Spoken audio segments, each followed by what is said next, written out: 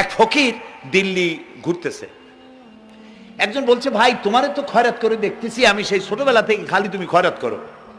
একটা জিনিস আপনারা মনে রাখবেন, গরিব, আজকে যারা গরিব পরিশ্রমের মধ্য দিয়ে কালকে তারা ধনী হতে পারে, কিন্তু যারা ভিক্ষুক, যারা ভিক্ষা করে, জিন্দেগিতে কোনোদিন তারা বড় হতে পারবে না। ভিক্ষা করা যাদের অভ্যাস, জীবনেও বাড়ি করতে পারবে না, জীবনেও ধনী হইতে পারবে না, কিন্তু গরিব ধনী হইতে পারবে। কারণ হলো আল্লাহর কাছে দুইটা বৈধ জিনিস অত্যন্ত ঘৃণিত। কয়টা? একটা হলো তালাক, আর একটা হলো ভিক্ষাবৃত্তি, মানুষের কাছে চাওয়া। আল্লাহ পছন্দ করেন না। তো ভিক্ষুক ঘুরতেছে, একটা লোক বলল, মিয়া তোমার তো সারা জীবনই খরচ করতে দেখি। খরচ করবো না, করবো কি? যার কাছে যাই সে দেয় 4 আনা 2 আনা 1 টাকা, এর বেশি তো দেয় না, তেই দিয়ে আমি কেমনে বড় লোক হবো? কয় যে তুমি বাদশারে চোখে দেখো না, বাদশারে চোখে দেখো না? কয় বাদশার কাছে কি আমার মতো লোক যাইতে পারে নাকি? কল না, যাইতে হবে, যাও।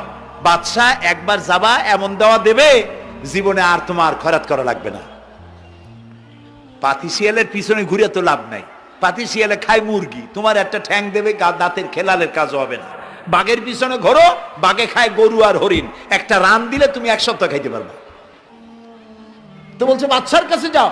তো বাদশারে পাবো কই? কই তো দেখলাম কেবল মসজিদে ঢুকলো।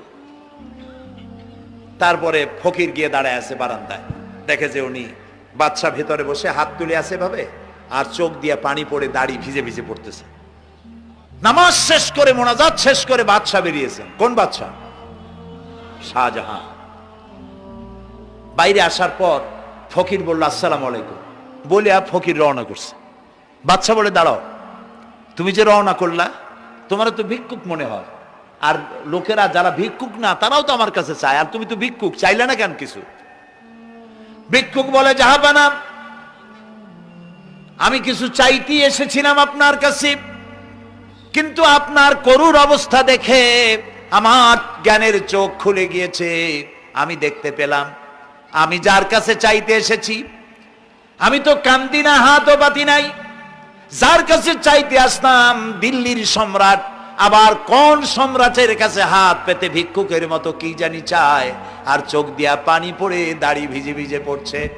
আমার জ্ঞানের চোখ খুলে গেছে, দুনিয়ার বাদশার কাছে আর চাইব না। বাদশা কান্দে যে বাদশার কাছে, তার কাছেই চাইব।